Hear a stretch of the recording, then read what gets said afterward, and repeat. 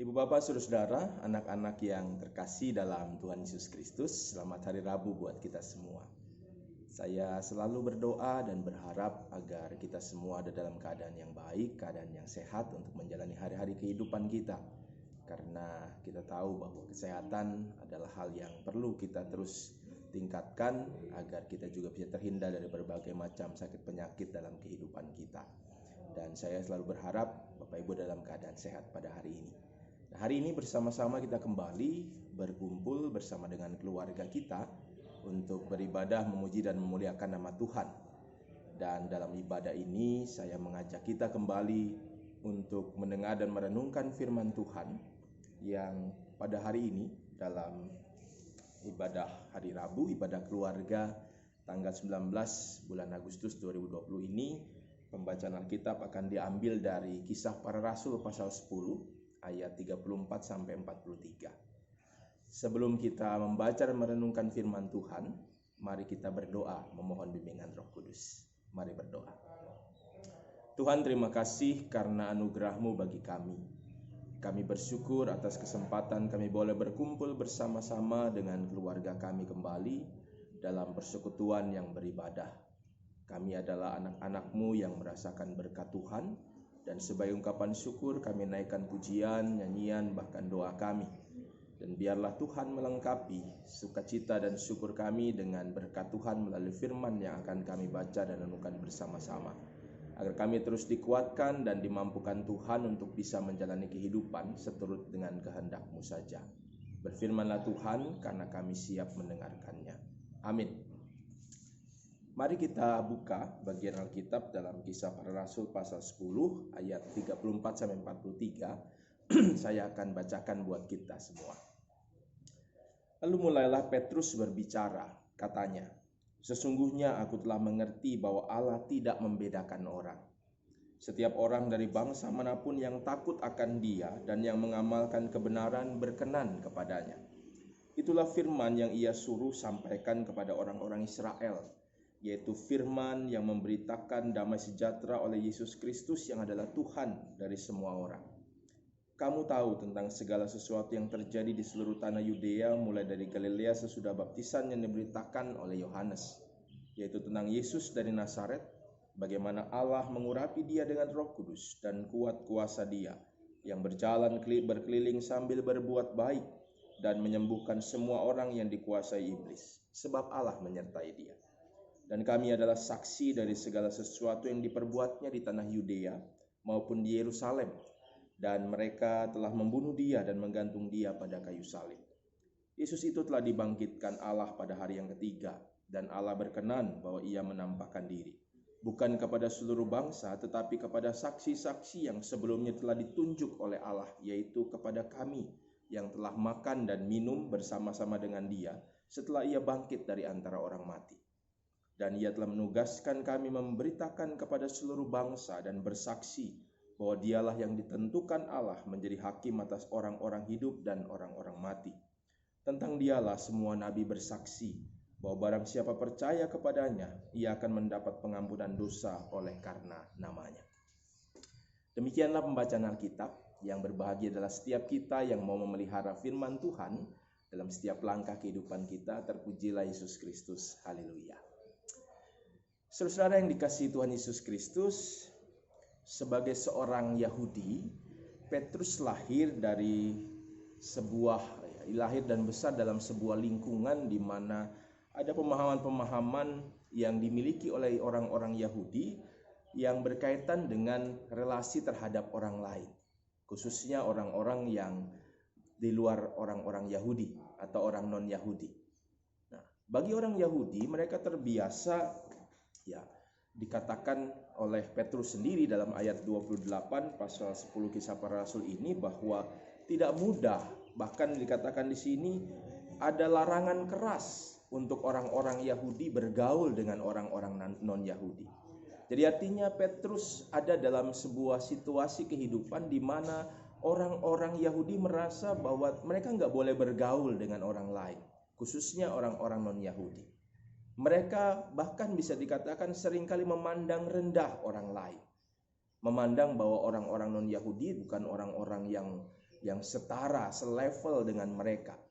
Sehingga hal itu juga kemudian membuat mereka tidak berelasi, tidak kemudian berteman atau bersahabat dengan orang-orang non-Yahudi. Dan boleh dikatakan ini menjadi sebuah pemahaman yang eksklusif sebagai orang-orang Yahudi. Nah, sebagai orang Yahudi, Petrus tentunya hidup dengan sebuah kondisi seperti itu yang pastinya mempengaruhi juga pola pikir kehidupannya. Bahwa ada orang-orang yang merasa orang Yahudi selalu kan membanggakan diri sebagai orang-orang pilihan Tuhan, bangsa yang dipilih Tuhan, sehingga merasa bahwa bangsa lain bukan pilihan Tuhan dan bangsa lain lebih rendah daripada mereka. Mereka seringkali juga menjadi pribadi yang merasa paling benar di antara orang-orang lain. Jadi semua yang dikatakan, semua yang diucapkan selalu dirasa menurut mereka itu paling benar, yang lain salah. Mereka juga paling seringkali merasa mereka paling agamis, mereka paling saleh, paling suci.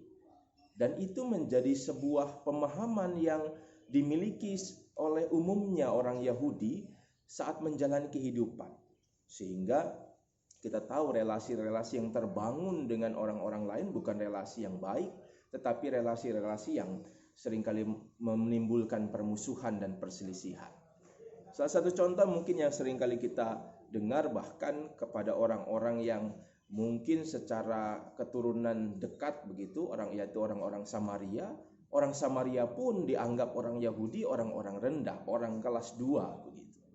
Jadi pemahaman itu pastinya mempengaruhi kehidupan Petrus pada saat itu. Nah, kita lihat bahwa pada akhirnya pemahaman itu menjadi pemahaman yang diubahkan. Petrus pada akhirnya tidak lagi kemudian menjadi orang yang punya pemahaman seperti itu. Hal inilah yang kemudian dikatakan di dalam ayat 34 dari bacaan kita pada hari ini. Petrus memberikan sebuah pernyataan penting bahwa dia akhirnya percaya, dia mengerti bahwa Tuhan tidak membedakan orang. Nah, ini berbeda dengan apa yang dia terima, apa yang dia dengar, apa yang dia rasakan sepanjang hidupnya sebagai orang Yahudi. Yang selalu membedakan orang, yang selalu merasa orang-orang itu tidak sama dengan mereka. Tetapi Petrus akhirnya menyadari bahwa Tuhan tidak pernah membedakan orang dalam kehidupan. Tuhan hanya membedakan orang dari cara bagaimana dia menunjukkan iman mereka. Sehingga di ayat ke-35 dikatakan, setiap orang dari bangsa manapun yang takut akan dia dan mengamalkan kebenaran berkenan kepada Tuhan. Jadi artinya Tuhan melihat itu bukan suku, bukan bangsa, bukan warna kulit, bukan juga perbedaan-perbedaan fisik dan lain-lain, tetapi Tuhan melihat bagaimana iman seseorang itu ditunjukkan, bagaimana iman seseorang itu dinyatakan dalam kehidupannya. Nah, Petrus akhirnya menyadari itu, dan kesadaran itulah yang kemudian juga dilihat bahwa itu dipahami dan juga pada akhirnya muncul juga dikuatkan lewat perjumpaannya dengan Kornelius. Kita lihat bahwa Kornelius hadir. Kornelius datang kepada Petrus dan dalam perjumpaan itu mereka bercakap-cakap, dan dalam perjumpaan itulah mereka pada akhirnya saling memahami iman percaya mereka pada Yesus Kristus. Nah, kedua pribadi ini baik Petrus dan juga Kornelius adalah sosok-sosok yang mengalami transformasi, mengalami perubahan dalam kehidupan mereka. Pada saat mereka berjumpa dengan Tuhan Yesus, maka mereka akhirnya berubah menjadi pribadi-pribadi yang lebih baik. Perjumpaan Kornelius dengan Tuhan juga akhirnya membawa dia menjadi pengikut Kristus. Sebagai seorang perwira Itali yang harusnya mungkin jauh dari kekristenan, tapi pada saat itu dia pada akhirnya menjadi orang yang percaya. Menjadi orang yang percaya dalam posisi dia adalah sebuah keputusan yang tidak mudah. Resikonya besar. Kalau dia mau tetap bertahan, mungkin saja dia tidak bisa kemudian naik dari peringkat atau pangkatnya sebagai seorang perwira. Nah, kadang-kadang kan ini juga terjadi dalam kehidupan kita sekarang. Sebagai umat Tuhan, sebagai anak-anak Tuhan, kadang-kadang ada hal-hal yang membuat kita akhirnya secara pangkat, secara jabatan mengalami hambatan. Tapi Cornelius tetap beriman, tetap percaya sesungguhnya bahwa apapun yang dia jalani, kalau dia serahkan kepada Tuhan, Tuhan yang mengatur semuanya. Tuhan tidak akan pernah tinggal diam. Demikian juga Petrus menjadi sosok yang mengalami transformasi itu, mengalami perjumpaan dengan Tuhan dan perubahan yang pada akhirnya membawa dia menjadi orang yang tidak lagi membedakan orang lain, tidak lagi menganggap orang lain rendah seperti bangsa Yahudi pada umumnya. Petrus menjadi pribadi yang pada akhirnya percaya bahwa tugasnya untuk memberitakan kepada semua bangsa tentang Kristus. Nah, Bapak Ibu Saudara, dari kisah perjumpaan dan juga akhirnya perubahan dari Petrus dan juga Cornelius ini kita belajar bersama-sama. Yang pertama kita belajar Bapak Ibu, pesan yang juga secara utama dikatakan oleh Petrus dalam bacaan saat ini, kita mengingat betul bahwa Allah menyatakan kasih-Nya kepada semua orang. Seluruh dunia, bahkan semua ciptaan Tuhan, Dia kasihi. Dia tidak membeda-bedakan orang berdasarkan perbedaan-perbedaan fisik, ras, atau bahasa, agama, dan lain-lain. Tapi kasih Allah dihadirkan bagi dunia. Bahkan kasih Allah dihadirkan bagi orang-orang yang khususnya mengalami tantangan, mengalami juga penderitaan dalam kehidupan mereka. Nah, dari pelajaran ini, dari pemahaman ini kita juga belajar dalam kehidupan kita saat kita juga mengalami proses-proses perjumpaan dengan orang-orang lain. Janganlah kita juga kemudian menjadi pribadi-pribadi yang masih membeda-bedakan orang lain dari berbagai macam perbedaan yang kita miliki. Karena seringkali secara sadar atau tidak sadar kita masih sering membeda-bedakan orang. Kita seringkali membedakan orang, perlakuan orang begitu ya. Antara orang yang kaya dengan orang yang miskin, antara orang yang satu suku dengan kita dengan orang yang tidak satu suku dengan kita, atau orang-orang yang mungkin tidak lain agama dengan kita. Kadang-kadang kita membedakan perlakuan-perlakuan itu. Bahkan juga saya pernah katakan, seringkali di gereja pun seringkali terjadi seperti itu. Kalau ada jemaat yang mungkin ya tanda kutip itu orang kaya, suka menyumbang, wah, perlakuannya luar biasa oleh baik itu majelis ataupun jemaat. Tapi kemudian kalau ada jemaat yang orangnya biasa-biasa saja atau mungkin mohon maaf secara ekonomi kurang, kadang-kadang bahkan tidak diperhatikan sama sekali. Ini membuktikan bahwa pembedaan-pembedaan itu masih sering kali terjadi bahkan di dalam persekutuan gereja. Nah, hari ini kita diingatkan kembali, jangan membeda-bedakan orang dengan status-status sosial mereka, dengan kebangsa mereka, dengan bahasa mereka. Sehingga kita menjadi pribadi yang juga memahami sama seperti Petrus bahwa kasih Allah lewat kehidupan kita harus dinyatakan bagi semua orang di sekitar kita. Jadi kasih Allah kita nyatakan buat semua orang, tidak membeda-bedakan dengan hal-hal yang tadi saya katakan. Kita juga belajar itu, dan itulah yang juga Tuhan inginkan. Nah, yang kedua, dari kisah dua orang ini kita juga belajar bersama-sama Bapak Ibu. Belajar bahwa perjumpaan kita dengan Kristus seharusnya membawa perubahan yang baik dalam kehidupan kita. Petrus mengalami perubahan.